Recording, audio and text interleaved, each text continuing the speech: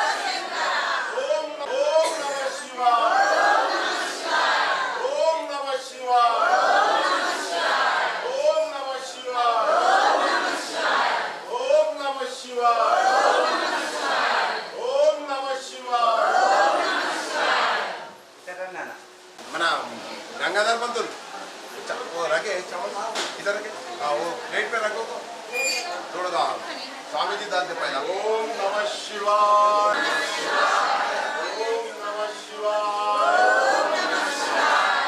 ओम नमः शिवाय ओम नमः शिवाय ओम नमः शिवाय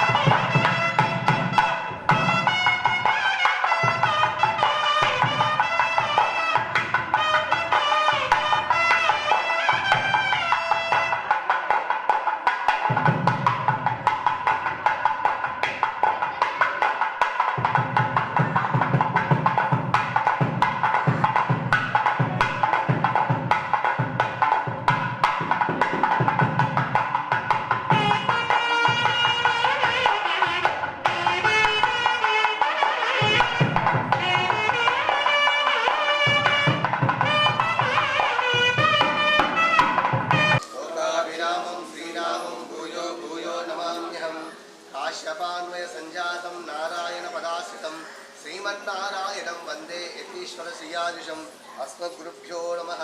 उच्चिके रेवते जातं कृष्णमार्य गुरोस्तुतं श्रीनिवासकृपापात्रं वेङ्कटार्य गुरुं भजे। अस्मत्परमगुरुभ्यो नमः। अस्मत्सर्वगुरुभ्यो नमः। श्रीमते रामानुजाय नमः। जय श्रीमन्नारायण। प्रिय భగవద్బంధువులారా, ఇక్కడికి విచ్చేసిన కార్యక్రమం పేరు శ్రీరామ ఉదయ కలశ ఆరాధన అని. దీన్ని మా జగదాచార్యులు శ్రీ శ్రీ శ్రీ తిదండి చిన్నజీవ స్వామివారి 70వ జయంతి సందర్భంగా సప్తతి త్రినక్షత్ర మహోత్సవాన్ని 2 రాష్ట్ర వ్యాప్తంగా తెలంగాణ ఆంధ్రప్రదేశ్ వ్యాప్తంగా అన్ని గ్రామాలు తిరుగుతూ ప్రతి ఒక్కరి చెయ్యి ఆ కలశాలపై పడాలని, అందరి ధాన్యం అన్ని గ్రామాల నుంచి ధాన్యం కొంచెంగా ఆ కలశంలో వెళ్ళి అక్కడ అన్నప్రసాదం వినియోగించాలని చెప్పి దృఢ సంకల్పంతో చిన్నజీవ స్వామి శిష్యులు అహోబిల రామాన్ జీఎల్ స్వామి వారు సంకల్పించుకున్న మహత్తర కార్యక్రమం ఈ కార్యక్రమం స్వామి.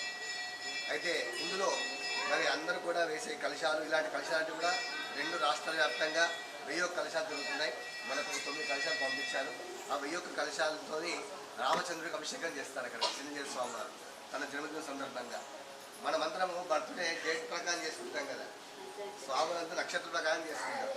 అంటే ఏ నక్షత్రంలో పుట్టారో ఆ నక్షత్రంలో.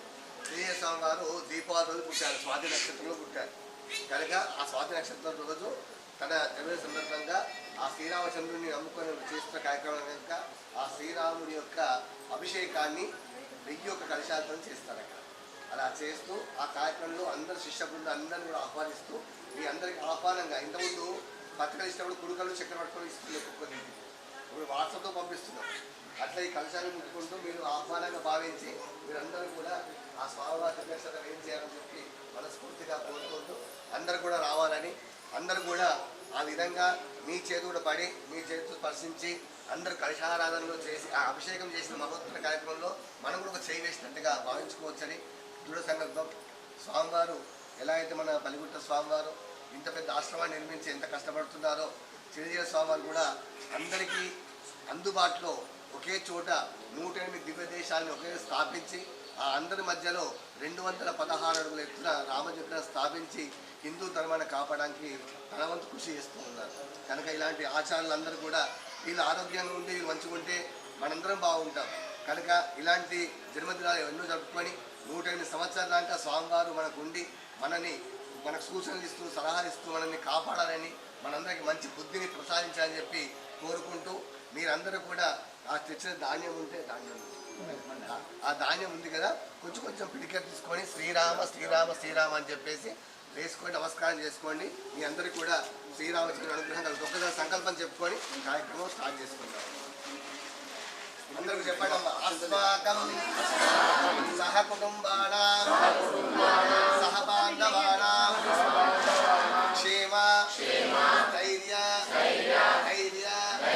విజయ వీర్య అభయ ఆయు ఆరోగ్య ఐశ్వర్య అభివృద్ధ్యర్థం ధర్మ అర్థ కామ్య మోక్ష చతుర్విధ ఫల పురుషార్థ సిద్ధ్యర్థం ఆధ్యాత్మిక ఆదిదైవిక ఆదిభౌతిక తాపత్రయ నివారణ అర్థం మమ మనో అభిలషిత కామన సిద్ధ్యర్థం మమ లక్ష్మీ నివాస గృహేణ కనక వస్తువాహన అష్టైశ్వర్య మహాలక్ష్మి ధైర్యత సిద్ధ్యర్థం శ్రీ కేదారనాథ మహేశ్వర స్వామి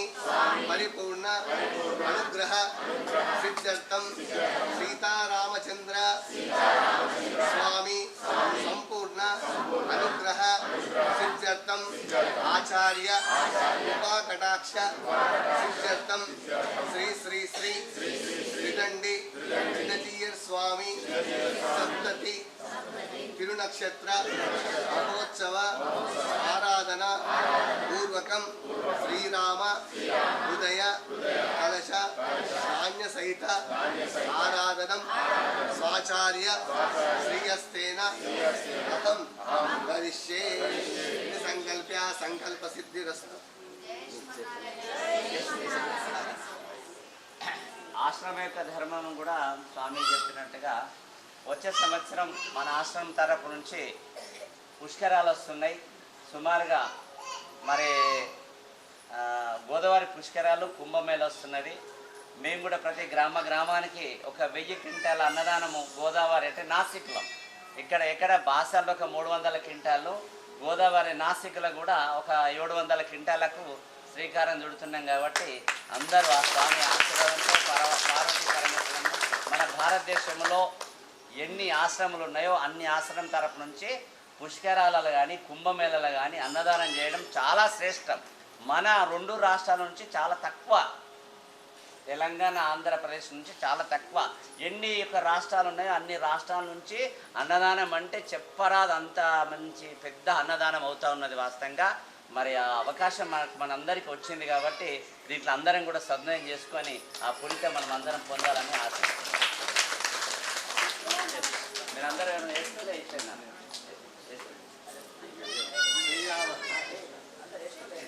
ఒకసారి మన వికాస్ తరగని రామాన్ని ఆధ్వర్యం లక్ష్మీ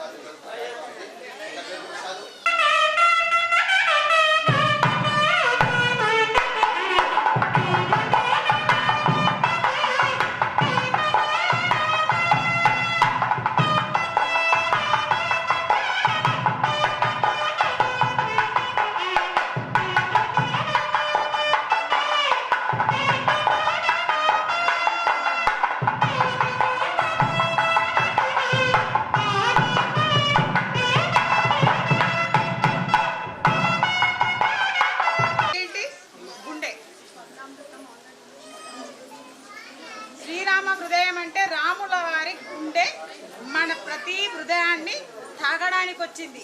ప్రతి ఊరులో ప్రతి గడపకి అందరి హృదయం రామ హృదయం కావాలి. అంటే రామ హృదయం అంటే ఏంది? రాముడు ఎట్లాంటి వాడు? న్యాయంగా ధర్మంగా నడిచేవారు. కాబట్టి రాముడు మంచి బాలుడు అంటారా లేదా? అట్లా ఒక మంచి వ్యక్తిని అలా ఆదర్శంగా తీసుకుంటారు అన్నమాట. అలాంటి రామ హృదయంలో మనం వేసే ప్రతి బియ్యము దేనికోసం వేస్తున్నాము? రాముడి హృదయం మన దగ్గరకు వచ్చినప్పుడు ఆ కలశం హృదయం అయింది కదా, అట్లా వేసే ధాన్యము మనం అన్నమాట. ఆ ధాన్యం అనేది మనం ఇప్పుడు ఆ బియ్యం అని వేసినప్పుడు ఏమవుతున్నాము? ఆ కలశంలో పడుతున్నాయి కదా, మనము రాముడితోనే ఏకమవుతున్నాము.